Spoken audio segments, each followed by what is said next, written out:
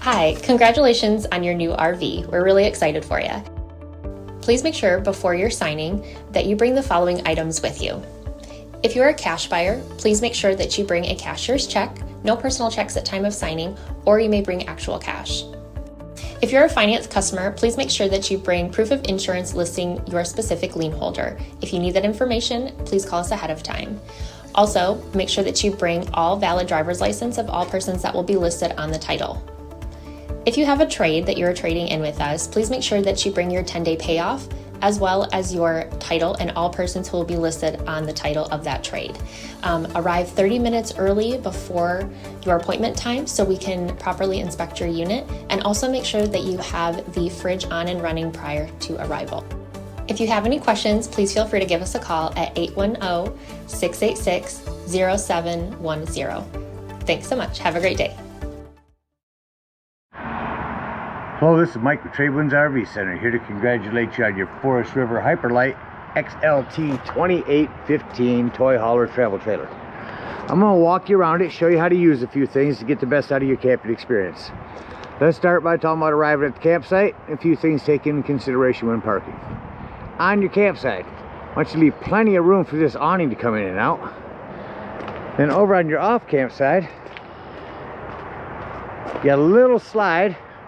But I also want you to think about where your power and water connections are going to be. They're going to be both on your off camp side or your driver's side of your tow vehicle.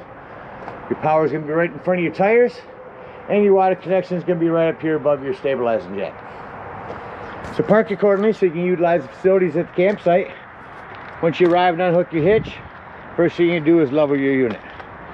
Now your unit does come with a power tongue jack. There's a night docking light, and you'll simply raise or lower this until you're level. Now, should you lose power, underneath this tongue right here, right inside there is a manual override for this hand crank. This will get this up and down without power, should you happen to lose power. Speaking of power, check your battery posts every now and then, make sure those haven't wiggled loose over time. All right, we got our unit level. Next thing we're gonna do is stabilize it. All four corners of the unit have these scissor stabilizing jacks. They have a 3/4 inch hand crank. Simply put that on and start cranking these down. As they come down, I'm gonna recommend stabilizing jack pads. Jack pads are gonna protect the feet of your stabilizing jacks from dirt, debris, hot blacktop in summer. Gonna better distribute the weight. It's gonna protect the feet of your stabilizing jacks. Good investment, 10% off coupon, use it. Put them down, run these down just until they're taut. Remember, our unit's already level. All we want to do is stabilize it. So run these down, on pads preferably, just until you have some resistance on your hand crank. We don't want to change the levelness, we just want to stabilize it. All right, we've got our unit level and stable. Now we can hook up our power and water. Your power cord, big long 50 amp cord here. It's got a pistol grip. The way these will go in now is you'll go into your left, you'll see that slot line up, wiggle that short cord in there, turn it to your right, and then lock on your black washer. That's 50 amp. In your convenience pack, should you need to plug into a 30 amp camp somewhere, you've got a 50 to 30 dog bone, as they call it. And then you can always get a 30 to 15 amp adapter to go on here on the end in case you need to plug into a 110 somewhere. All right, we've got our power hooked up. Let's hook up our water. All of our docking stations are going to be right here. At campsites, we're going to hook up to city water connection.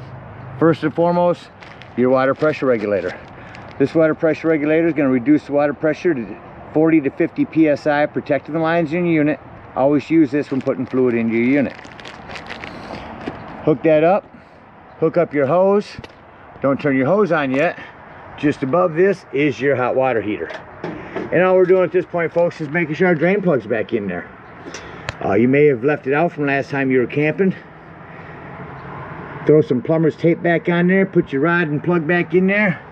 Once that's in there nice and tight, you can go ahead and turn that hose on. After the hose has been on for a little bit, go inside and open your slide if you need to. I need you to get in there and open up your water lines. Open up all of your water lines, get all the air flowing out of the lines and get a nice steady flow of water. Once you have that, shut them off, and then you'll know your hot water heater is full, and you can turn that on from indoors. Now let's say we're going to go camping and we're not going to use city water. We're going to go dry camping or boondocking. In that case, we're going to fill up our freshwater tank. Same thing, use your water pressure regulator. Except that this time when you start to fill this up, I want you to go inside, and where you check the levels of your black and gray tank, there's also a freshwater button. Watch for that to fill up. Don't leave this unattended while you're filling it. Once that's full, go ahead and remove that hose, and then whenever you want to use that fresh water, you'll turn on your water pump.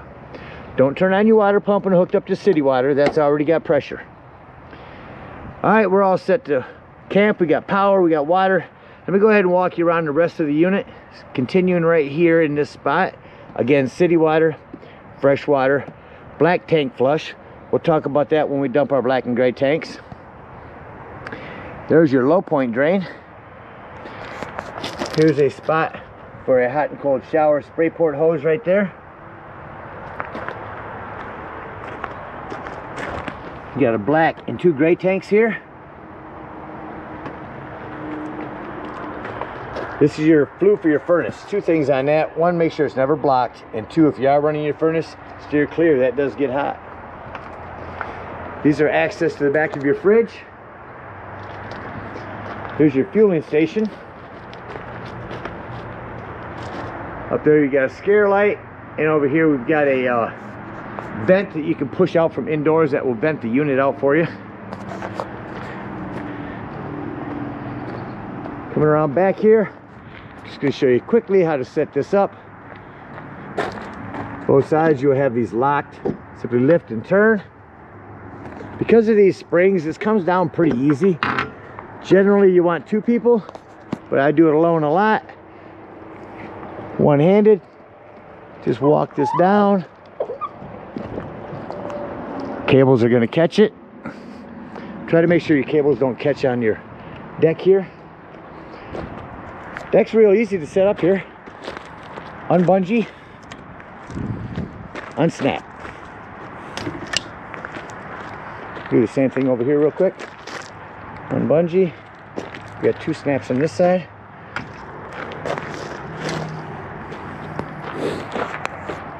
Now it's a little different how on these.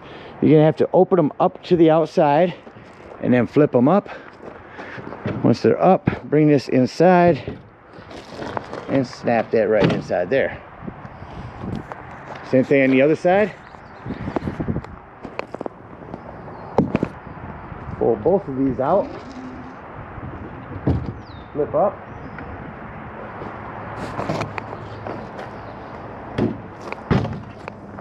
Set that in there. Tuck your door in. You may, because your door is on this side, you may want to bring this side up first. You see how those lock in there? And just that quickly, you've got a deck. Now reversing the process to put it all away. Simply turn that to the side and push it out. This one was already unlocked. So these again, that part will fold down, then these will fold down over it. Same thing over here. Let your front fall down, lay the rest back over it. What I didn't get to show you is on the ends, you've got this piece of fabric that will actually strap around and hook around the back side of this. You'll be able to see that when it's on. This will snap right on. Put our snaps back on here. And our bungee.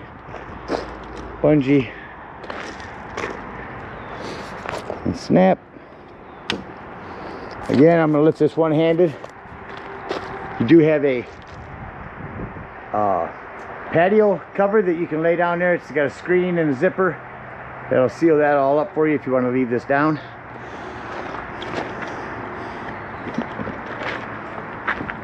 Biggest thing on putting these up here is you want to make sure that your cable stays tucked in, because it doesn't catch your door, which it didn't. Make sure you padlock this back up. Coming back around your campsite now.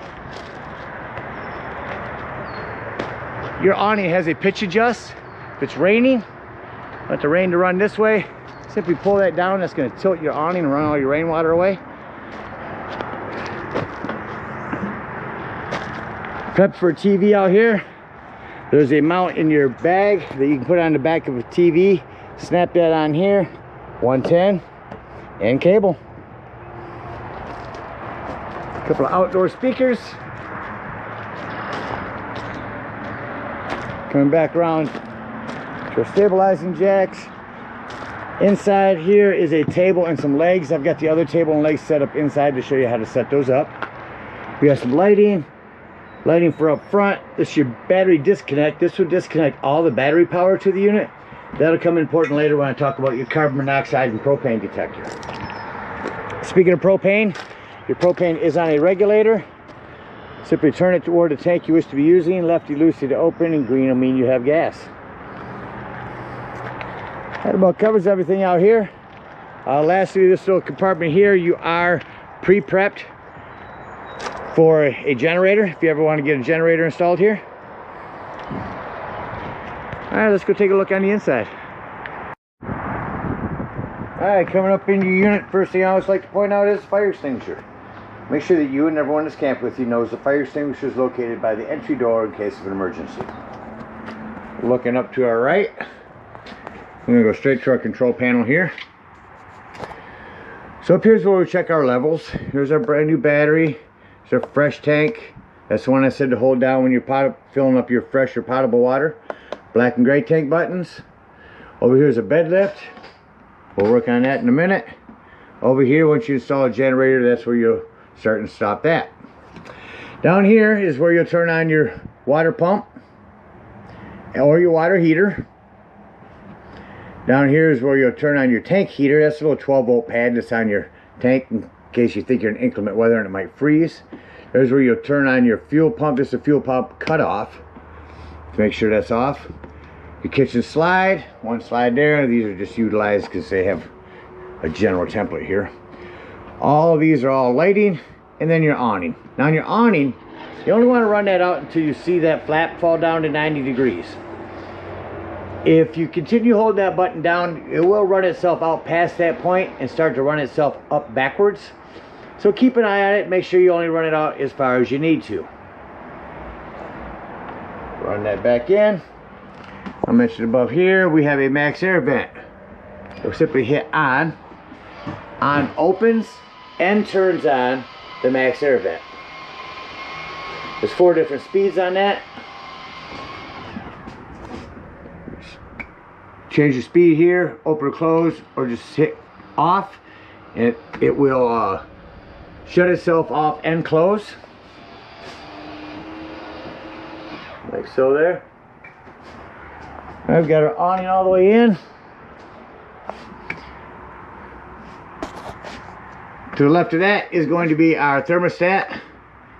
You got your fan, AC, and heat. You'll notice when you shut your AC off, it shuts off fast. Shut your heat off, it takes a couple minutes for the fan to cycle through before it actually shuts off. Down here on the floor is going to be your breaker box enthusiast. You got a ton of 15s and a 30. So I highly recommend having a handful of those with you when you go camping. To the left of that, your 12-volt carbon monoxide propane detector. Now the reason I mention that's 12-volt, always running off your battery. So if you are out boondocking, dry camping somewhere, nothing plugged in charging your battery, and you're going to be gone for the whole day, go ahead and use that battery disconnect to keep this running all your battery down. Before it gets dirty, lift that up, put it in your vacuum.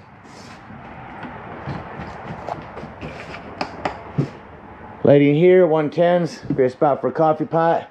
You will have a 39-inch Connex TV that hooks up in here. You also have a sound system down here that will go FM. Let's see if I can turn it up a little bit. Bluetooth compatible, Dual zoned. See if I can run a scan here and pick something up. There we go. So we got music indoors and outdoors again. Bluetooth. Because they can't. See what else we have. Optical, USB, DVD, Bluetooth, and TV sound, auxiliary, and FM. Nice sound system. Anyway, there's a sink. Maintain your plumbing. Just keep an eye on it. Make sure that nothing's wiggled loose over time. Coming into your kitchen, you have a self-explanatory microwave, which has a light and high and low fan. Your cooktop, this glass top makes an excellent backsplash. You just turn on your panel light here. Turn that to light. See how it turns red? Hit your spark when your gas is on. You'll have flame in there. Same thing on your oven. No pilot light on these. Go to that light right there. Hit your spark down there. That'll light it, and then just set it to the desired temperature. Rock that panel light down for an oven light. Hermetic fridge. Open that up. Your controls are up top here. So turning that on. Auto means when you're plugged in, you run off electricity. As soon as you unplug, you're on gas. If you lift that up, you're strictly on gas. If that light starts flashing, check your gas. Now before getting into your bunk, I will mention you got a couple of chairs here to strap down. The recliners, just push back recliners. More lighting up here. Accent lighting. We'll come back into our bathroom. Just want to mention in here you have another vacuum system and a door to make sure that you close for travel when you're leaving.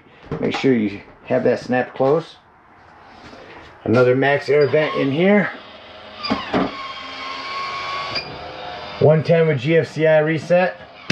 Lighting and more water plumbing to keep an eye on. In the hallway is your smoke alarm. Back in the bedroom, you got a little bit of storage under your bed. USB and 110s here. This lighting is all individual. A hand crank open exhaust vent up there. And you're set up for a TV in here. Here's your backer, cable and 110. Separate entryway door to your bathroom. Alright, let's go show you how to work our bunks here. So I brought one table and chairs. Let's set that up for you real quick to show you how those go. So on the floor where your chair goes will be a couple slots with these over top of them. On the ends of these, you got that silver spot that will twist to the right. You want to go all the way left to get it to open up. We're going to place that slot in that slot, turn it to the right, and that's going to lock that in there. Do the same thing on the other end. Line the silver piece up, twist this to the right, locks that in. And just that quickly, we have our table set up. There's two of those, so you can set one on each side. I'll remove that now and show you how to set your bunks up. Let's turn these to the left, I'll pop them right up out of there.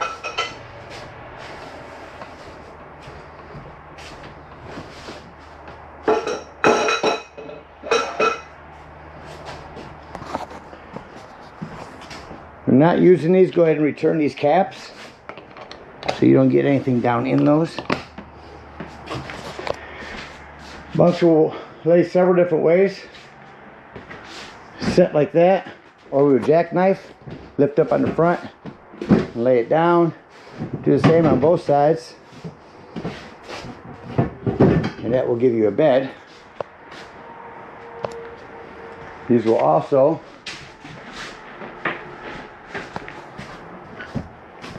pull out further. There you go. You can get them both to pull out and come together. One other way you can store these is to bring them up, which I'm going to do now. Come over here to my control panel. Bed lift. Just gonna go up with those.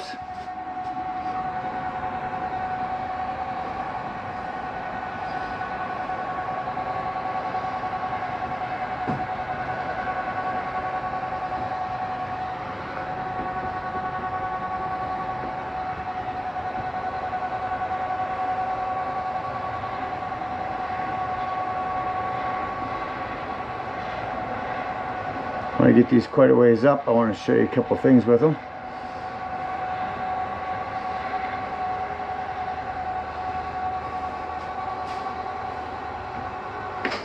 Let's start by showing you how these can store against the wall. If you need a little more width, just remove these cotters, one on each side. Now, it usually takes 2 hands to do this. So I'm going to set this down and hopefully you can see me from back here. So what you're going to do is you'll lift it up over that metal piece. Both sides. And then just lay this down flat against the wall. May have wanted to lift it a little bit higher.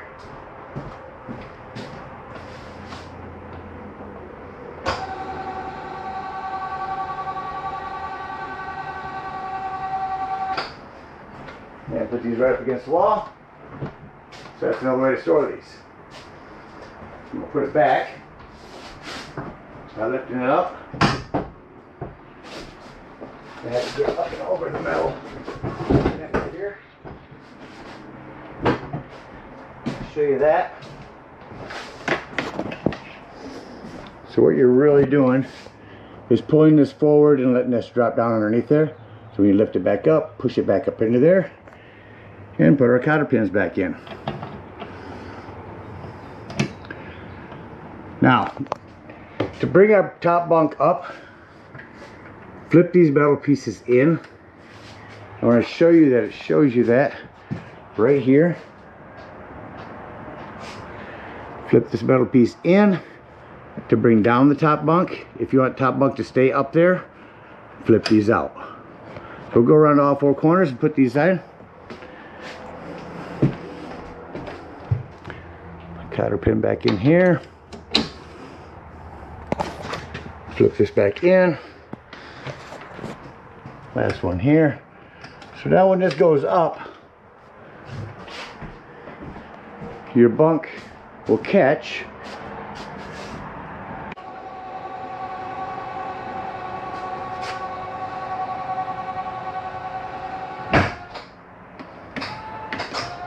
Up, get them all clicked in, and then when you bring them down, top bunk comes down with it. And there you see the top bunk comes down with it. At which point it will stop.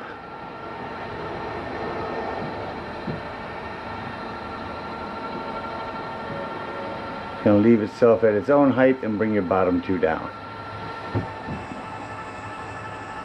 Like so. Also we have these vents here. Just press them out. Get a little air in here. Alright, that about covers everything on the inside. Let's act like we're leaving the campsite and close the unit up. I like to walk through and shut off all my lights and make sure all my vents are closed. When I'm done with that, I'm going to say doors and drawers. Make sure all doors and drawers are closed, especially any that may catch a slide when it comes in. We're all set. Just going to hit up button on your slide and bring that slide in. Take that table and chairs and put it back outside in your storage. Go through your unit, shut off all of your lighting, batten down the hatches, and exit the unit. Before you leave the dump station, and I say that in case you want to go inside and check your levels as you're dumping, lock, deadbolt, and lift and turn this handle for travel. Bring your steps up, bring your stabilizing jacks up, unhook your power, your water, and your cable.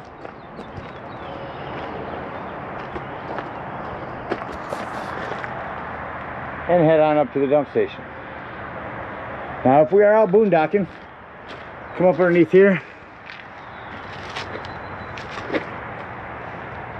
and dump that freshwater tank. It's that white handle up in there by your axles. A little easier to access from up in here, I suppose. Get those dumped. When that's done, head on up to the dump station. Now at the dump station, park accordingly. Your dump is going to be just in front of your tires on your off camp or your driver's side of your tow vehicle. That 10-foot hose comes with your convenience pack. Hook that up and pull the one on the left first. That is going to be your black tank, which is your sewage. When it sounds like that's no longer draining, go inside, check your black tank, make sure it's empty. Leave this black tank open. Come to your black tank flush, hook up the hose at the dump station. Again, emphasizing that it's completely open, your handle down there, and turn the hose on for a good 5 minutes. That's going to wash all that nastiness out of your black tank. When that's done, remove that hose. Make sure all that washout water that you just put in there has drained.